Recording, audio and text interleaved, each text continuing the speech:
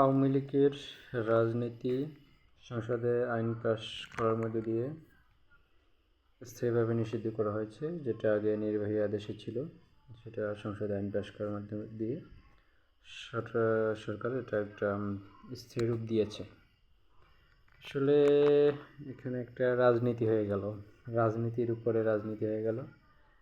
BNP যে ক্ষমতা এসেছে, বিএনপিকে কিন্তু আওয়ামী লীগের প্রায় বলা যায় শতভাগ সমর্থকই কিন্তু আওয়ামী লীগের বিএনপিকে ভোট দিয়েছে, এবং এই আশায় যে বিএনপি আসলে ক্ষমতা আসলে তাদের নিষেধাজ্ঞা উঠিয়ে ফেলবে কিংবা তারা সেফ থাকতে পারবে, এরকম একটা চিন্তাভাবনা থেকে বিএনপিকে আসলে আওয়ামী লীগের লোকজন ভোট দিয়েছিল। কিন্তু বিএনপি ক্ষমতা আসার পর আসলে তাদের আশার বালি ঠেলে দিয়েছে। আসলে তাদের আশাটা পূরণ হলো না। আসলে এর মধ্য দিয়ে আসলে বর্তমানে যারা সরকারে আছে এবং বিরোধী দলে জামাত রয়ে গেল এবং এনসিপি রয়ে গেল, এবং জামাত আপনারা জানেন, জামাত কিন্তু যুদ্ধ অপরাধী দল, যারা ৭১ স্বাধীনতার যুদ্ধে বিরোধিতা করে মানে গণহত্যায় অংশগ্রহণ করেছিল, সেটার দল। এবং আওয়ামী লীগ অবশ্যই ২৪-এ গণহত্যা চালিয়েছে, সেটার দল, কিংবা গণহত্যা বলি কিংবা হত্যা চালিয়েছে। সুতরাং এক্ষেত্রে আসলে জামাত এবং আওয়ামী লীগ দুটোই কিন্তু অপরাধে অভিযুক্ত। এক্ষেত্রে কিন্তু আসলে জামাত সংসদে প্রতিনিধিত্ব করছে, কিন্তু আওয়ামী লীগ নিষিদ্ধের উপর আবার নিষিদ্ধ হলো। এটা আসলে কীভাবে কে দেখছেন? আসলে এর মধ্য দিয়ে আসলে বাংলাদেশের রাজনীতিতে একটা নতুন বৈচিত্র্য শুরু হয়ে গেল, কিংবা নতুন একটা মোড় ঘুরলো। আগামী যে সিটি নির্বাচন কিংবা উপজেলা নির্বাচনে বিএনপিকে আসলে আওয়ামী লীগ আর ভোট দিচ্ছে না। এটা আসলে প্রাথমিকভাবে ধারণা করা যায়।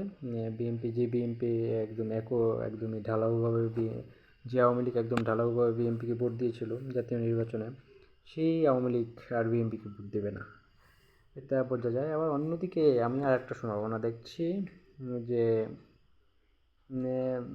এই যে এনসিপি আর আওয়ামী লীগ খুব তো বিরোধ দেখা যায়, তাই না? মাইকে কিংবা হাকডাক সোশ্যাল মিডিয়ায়।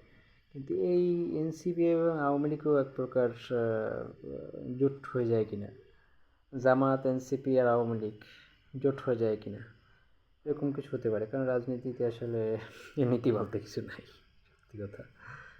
রাজনীতিতে নীতির কিংবা আইডিওলজির রাজনীতি মানুষ খুব, কিংবা কোনো দল কিংবা কোনো রাজনৈতিক ব্যক্তিবর্গ এরকম আইডিওলজির রাজনীতি করে, আদর্শের রাজনীতি করে এরকম মানুষ খুব কম। মানুষ আসলে ক্ষমতার রাজনীতি করে, ক্ষমতা পাওয়ার স্বার্থে আসলে আইডিওলজিকে ব্যবহার করে, আইডিওলজি উপস্থাপন করে জনগণ কিংবা পাবলিক ভোলানোর চেষ্টা করে। এটা হচ্ছে রাজনীতি বর্তমানে প্রচলিত। সুতরাং যেটা হতে পারে জামাত, এনসিপি এবং আওয়ামী লীগের জোট হয়ে যেতে পারে। এবং এটা কারণ আমি এক সময় জাতীয় নাগরিক কমিটির সাথে দীর্ঘদিন জড়িত ছিলাম। এরা যে আওয়ামী লীগ বিরুদ্ধে বিভিন্ন কথাবার্তা বলে, আসলে এদের ক্যারেক্টারটা কেমন, আসলে কতটা কি আদর্শ নিয়ে চলে সেটা আমি খুব ভালো করে জানি।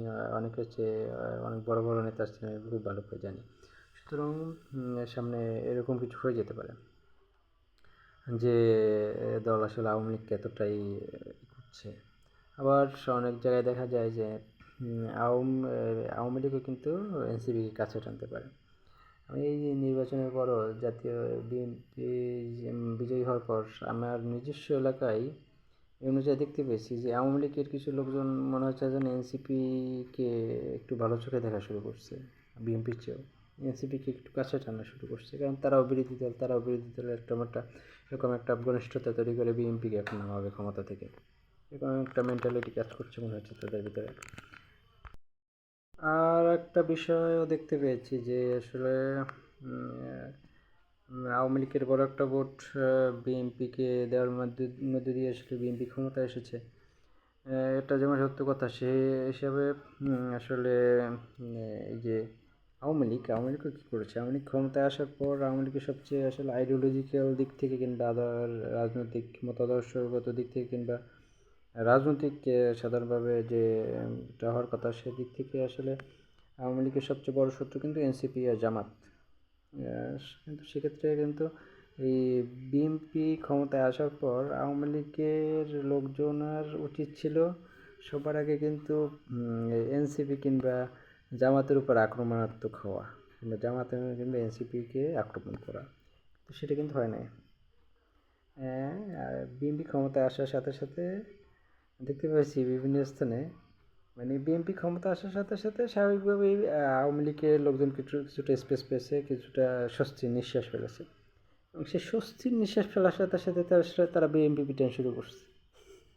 বোঝানো অবস্থা, বিভিন্ন স্থানে বিএনপির অফিস ভাঙা শুরু করছে।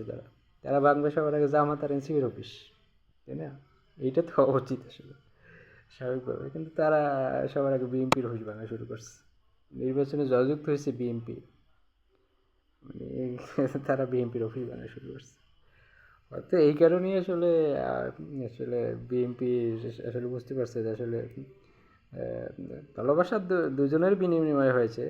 বিএনপিকে আওয়ামী লীগকে ভোট দিয়েছে, সে কারণে আসলে করছে, বিএনপি ক্ষমতায় আসছে। আবার অন্য দিক থেকে বিবেচনা করলে বিএনপি আসলে কাছেটা টেনে নিয়েছে আওয়ামী লীগকে, যে তোমরা আমাদের বন্ধুর মতোই থাকো, তোমাদের ভোটও আমাকে দাও, আমাদের দাও, আমরাও তোমাদের সাথে দেখা গেলো দেখি যে আমাদের নিষেধাজ্ঞা তুলে নিতে পারি কিনা, এরকম হয়তো চিন্তা ভাবনা করছে, কিংবা এরকম মেন্টালিটি হয়তো ছিল। কিন্তু দেখতে পাচ্ছি বিজয়ের পর উল্টো তারাই বিএনপি কি পিটান শুরু করছে। এরকম হতে পারে মানসিকতা হয়তো উল্টে যাওয়ার কারণ। আসলে কি বলবো, আসলে রাজনীতি যারা করে আসলে এরা ক্ষমতার লোভ এতটা বেশি থাকে, মানে এরা আসলে কী যে করে হিতে হিতে জ্ঞান শূন্য হয়ে পড়ে আসলে, এমনকি পরিণতি বোধ পর্যন্ত থাকে না। আর একটা কথা বলি যে বর্তমানে যে আওয়ামী লীগ নিষিদ্ধ হয়ে গেল আর এক দফা, এই নিষিদ্ধ হওয়ার মধ্যে দিয়ে আসলে আওয়ামী লীগ তো ক্ষতিগ্রস্ত হলোই, কিন্তু বিএনপিও কিন্তু এক প্রকার ক্ষতিগ্রস্ত হয়ে গেল, কারণ বিএনপির এন্টি শক্তি অনেক বড় একটা শক্তি হয়ে গেল। একদিকে জামাত আওয়ামী লীগ চাপ দিবে, ওদিকে এনসিপি চাপ দেবে, মানে এনসিপি জামাত চাপ দিবে, ওদিকে আওয়ামী লীগ চাপ দিবে। একটা বড় শক্তি কিন্তু এন্টি হয়ে গেল বিএনপির।